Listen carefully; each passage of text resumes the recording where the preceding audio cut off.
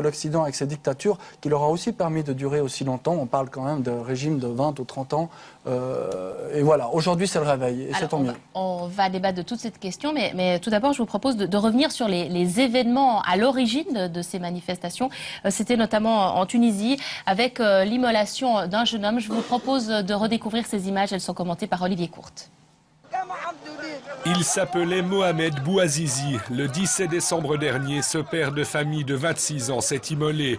La police tunisienne venait de saisir sa cargaison de fruits et légumes parce qu'il n'avait pas d'autorisation pour les vendre. Les rues de sa ville alors se sont embrasées. Ce que nous voulons, c'est de la dignité et un minimum pour vivre. Ici, quand les gens n'ont plus de quoi vivre, on leur distribue des calmants, c'est tout. Les émeutes se répandent dans tout le pays jusqu'à Tunis, la capitale. Le leitmotiv est toujours le même, du pain et de la dignité. Le 14 janvier, le président Ben Ali, au pouvoir depuis 23 ans, est contraint à l'exil. La révolte tunisienne va faire tache d'encre. 10 jours plus tard, c'est l'Égypte qui s'enflamme. Le peuple veut faire tomber le régime. Je partirai pas. Tant que Moubarak n'aura pas démissionné, je ne partirai pas. Dès le 25 janvier, les Égyptiens se mobilisent et réclament le départ du président Moubarak après 30 ans de règne. Dans les rues du Caire, des centaines de milliers de manifestants. Le changement viendra malgré la répression. Tout ça, c'est le signe de la fin d'une oppression et d'un régime corrompu. Ce qui se passe en Tunisie montre le chemin. Le peuple égyptien n'est pas prêt à renoncer à sa liberté. L'Égypte, 80 millions d'habitants et 40% de la population vivante au-dessous du seuil de pauvreté. Leurs espoirs sont immenses aujourd'hui. Cette soif de démocratie et de liberté va-t-elle atteindre d'autres pays arabes ?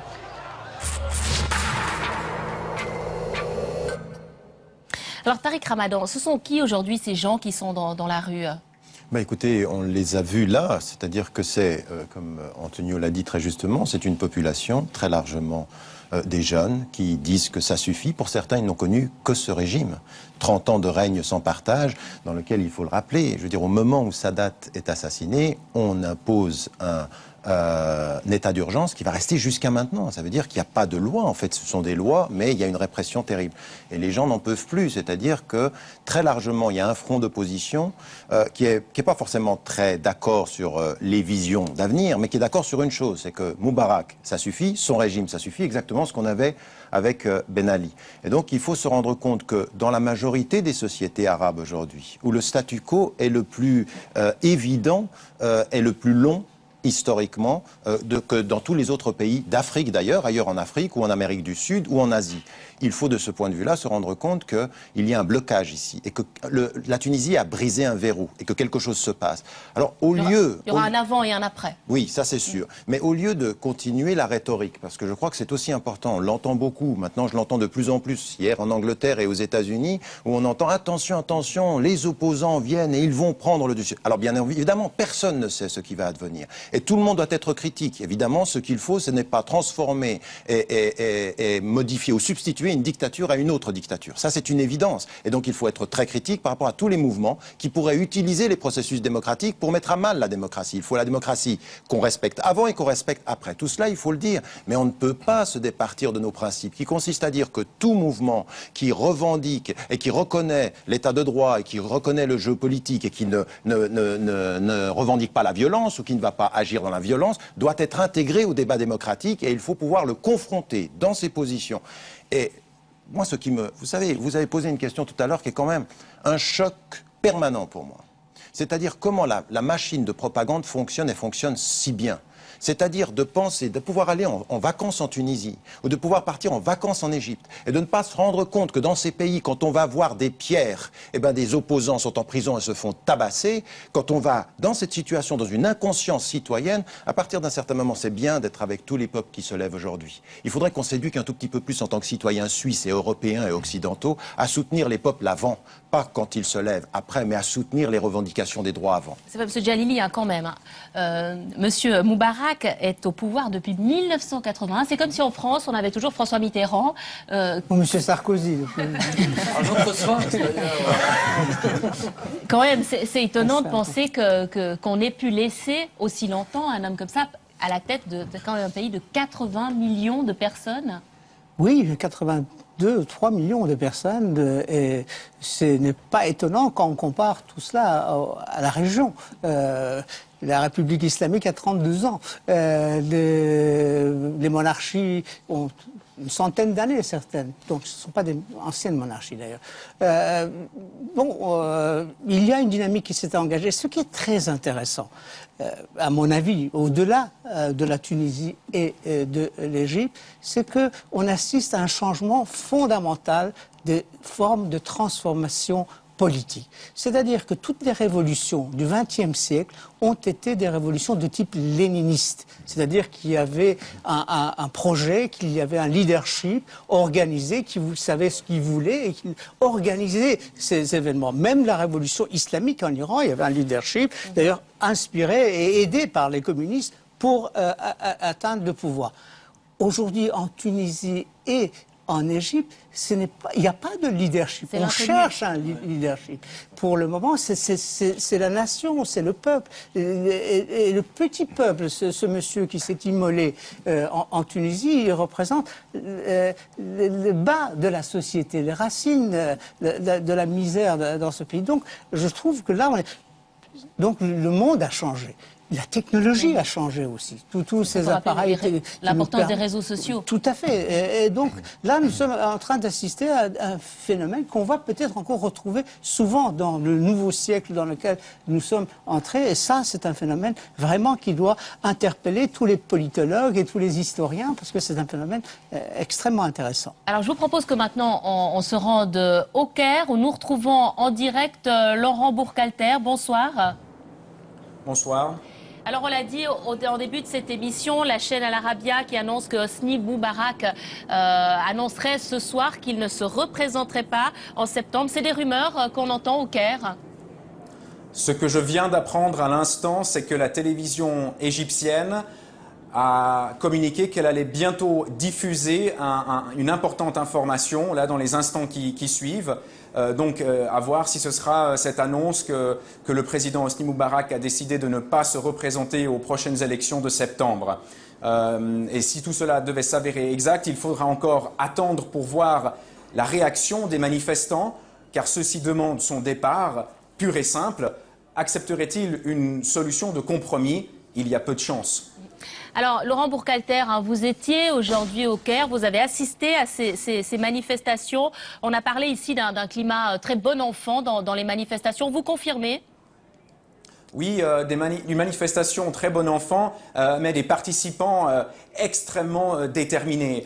Certains protestataires l'ont confié à notre équipe cet après-midi qu'ils marcheraient sur le palais présidentiel vendredi si Hosni Moubarak est toujours là. Donc voilà, des manifestants qui font preuve d'une extrême ténacité. Cet après-midi, ils étaient plus de 200 000 au plus fort de la journée. Ce soir, en ce moment, ils sont encore des dizaines de milliers. Il fait froid, il y a le couvre-feu. Tout cela ne les décourage pas. J'ai vu des slogans tout à l'heure comme dégage poliment, autrement on viendra te chercher à la maison. Et aussi cette pancarte que j'ai vue avec le dessin d'un avion.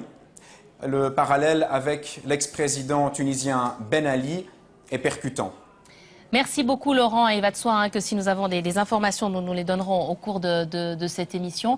Mais j'aimerais passer maintenant à un thème qui va vous fâcher, Tariq Ramadan, mais il faut quand même bien sûr en parler. C'est la question des islamistes et la peur ici en Occident que ces mouvements-là soient récupérés par les islamistes. Je vous propose d'abord d'entendre des messages que nous avons reçus sur notre site internet www.infrarouge.tsr.ch.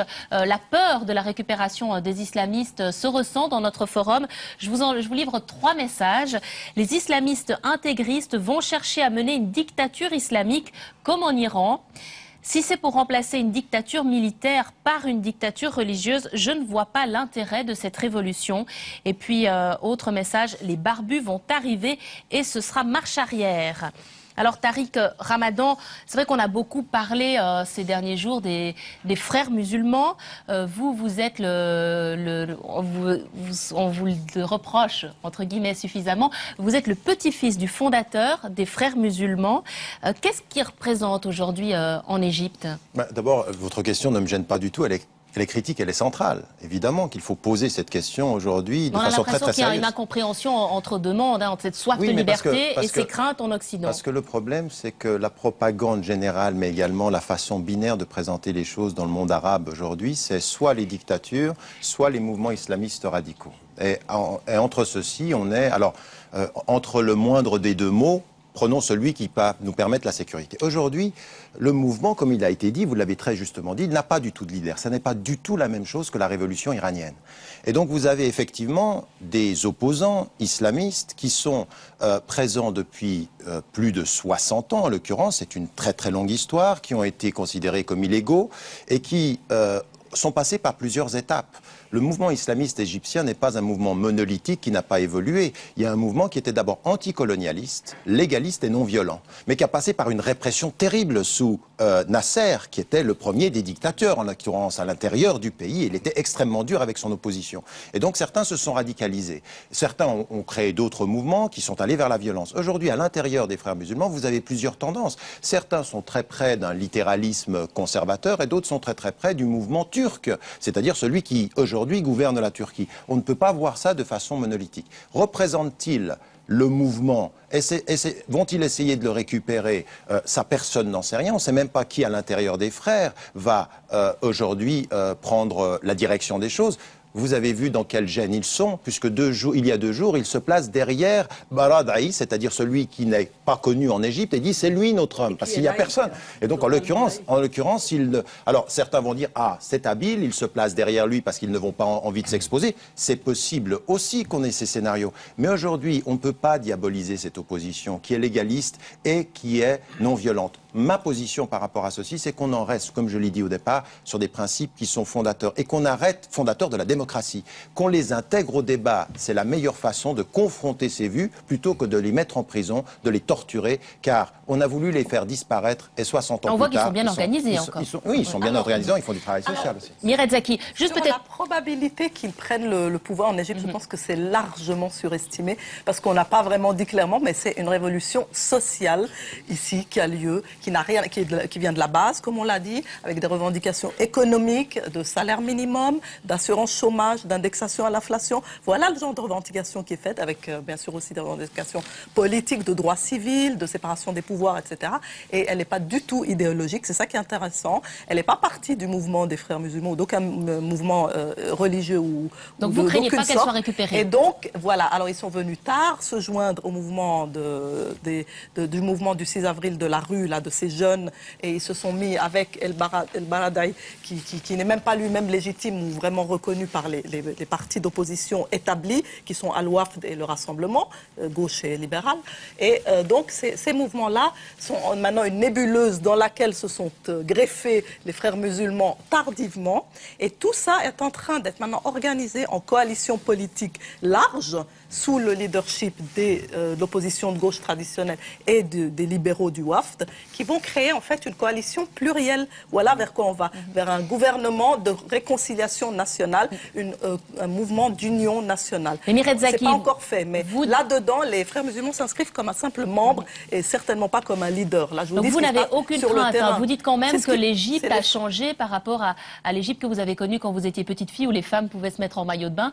Vous n'avez pas crainte de dérive islamiste? Un débat avec M. Ramadan là-dessus. À l'époque où la société égyptienne se sentait extrêmement réprimée par l'Occident, puisqu'on n'a pas dit non plus que Moubarak est d'abord un supplétif de la stratégie américaine au Moyen-Orient, comme l'étaient tous les leaders et les dictateurs pro-occidentaux de la région, le peuple s'est senti humilié par l'Occident. Ça, c'est pas nouveau pour M. Ramadan non plus.